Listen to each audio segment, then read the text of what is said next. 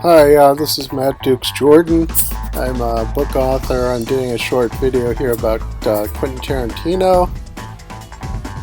And it's specifically about Tarantino's complicated feelings about African Americans. The question I want to raise is, if Tarantino cares about and likes African Americans, why is he putting into his films explicit scenes in which African American males are sexually assaulted? And he likes this whole, super cool culture, and there was the whole Black Power thing going on in the 60s, and then you have this sort of super hedonistic 70s era with, these blaxploitation films in which, super pimps and super kung fu black dudes were really powerful, and it was kind of like a fantasy of power and escape for people who were disenfranchised largely. But, there was a rise in power and civil rights in the 60s, and then by the 80s it began to kind of be reversed, and now we're in a bad time, really, in a lot of ways. And I think Tarantino has very ambivalent feelings and complex feelings about African Americans. One, I got you. Two, calm down now. Now these guys are major characters in the films.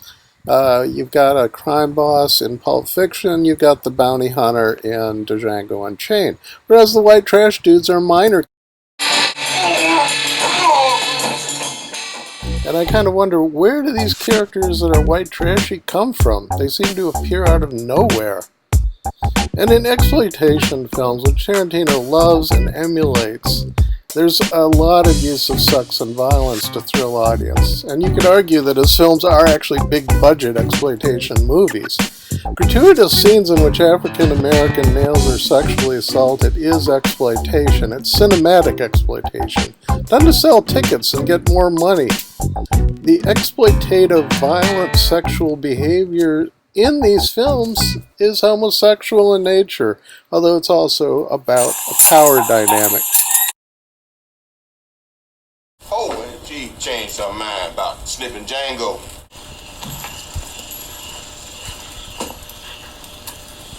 How disappointing.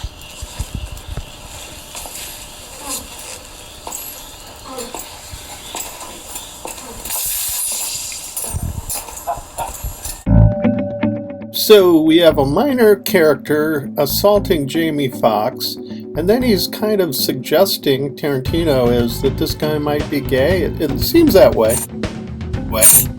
And, in Pulp Fiction, the white trash dude is actually engaging in a homosexual act with the Ving Rhames character, though you can also view it as an expression of domination, power, and humiliation. And I'm curious about all this with Tarantino. Why are these scenes in the films? Clearly, Tarantino identifies strongly with this super cool African American male power, but it's also scary to him. Powerful African American males evoke in the minds of white men all that's repressed, and white males threatened by African Americans lynched them, in the South especially. And there's often been a sexual dimension to these lynchings. The psychiatrist Carl Jung called this constellation of repressed urges the shadow aspect of the psyche. And African Americans, for sure, have been seen as symbols of the shadow side of the collective white psyche. In his films, Tarantino is expressing his own fantasies. He pulls back the curtain on his conflicted feelings about African Americans in these films.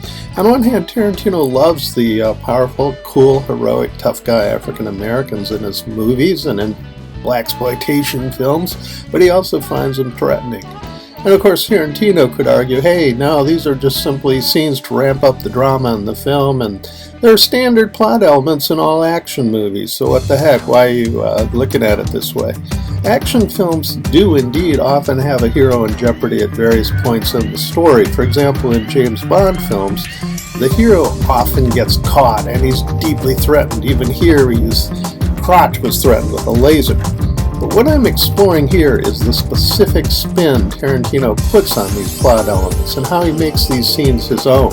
And what I'm saying is that for Tarantino there's a sense of affinity and attraction to the African American male, but also a sense of fear and anxiety.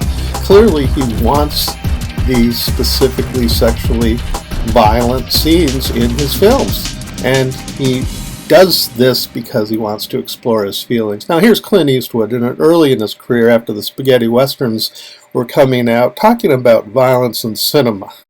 Well, what about the violence? Doesn't that kind of character encourage violence? Not necessarily. I mean, I think it has encouraged violence in other movie makers for some imitations, but I think sometimes those things, especially satiric films like these, can have a certain catharsis, same as a boxing match or a football game.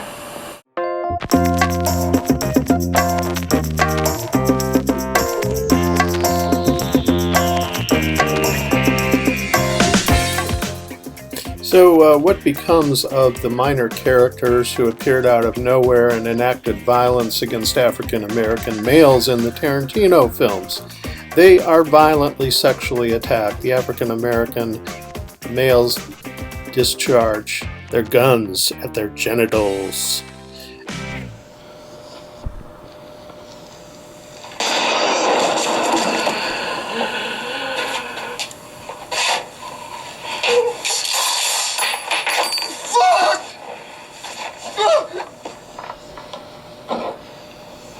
Okay. Nah, man. I'm pretty fucking far from okay. I'ma call a couple of hard pipe-hitting niggas to go to work on the homes here with a pair of pliers and a blowtorch. You hear me talking, hillbilly boy? I ain't through with you by damn sight. I'ma get medieval on your ass. Just like in Pulp Fiction, so too in DJANGO Unchained, the white trash sadist is shot in the genitals, and then he's killed as punishment for his sexual aggression and violence against an African American, who also happens to be a lead character in the film. Oh, that's right. Last time I seen you had your hands on my...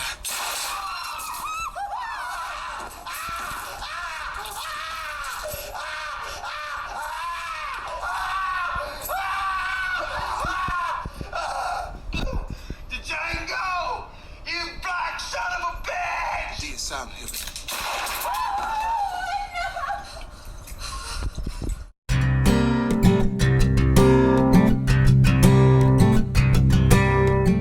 What we have are Tarantino's fantasies, enacted through the movies he makes, and they are quite nasty, ugly fantasies, but you know what?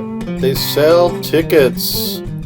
And after all, it's just a movie, it's not real life. That's true. Hey, it's not real life, and it may be a catharsis for audience members. But more interestingly, what does it reflect about Tarantino? Well, the thing is, maybe Tarantino is just a lucky dude who's able to work out his complex feelings through his films and make big bucks at the box office, too. Personally, I prefer humor to Tarantino's hyper-violence. Action films can be really entertaining, but a good comedy is a lot more fun. So now, let's do an alternative version of Tarantino's movie. Oh, wow. Turkey's almost ready. He farted. If you don't come back to house, I'm going to eat turkey all by myself. His farts smell bad to me. Ooh, wow. Wow, a cool new book on Charlie Sheen. It's called The Autobiography of Charlie Sheen, and it's by Matt Dukes Jordan.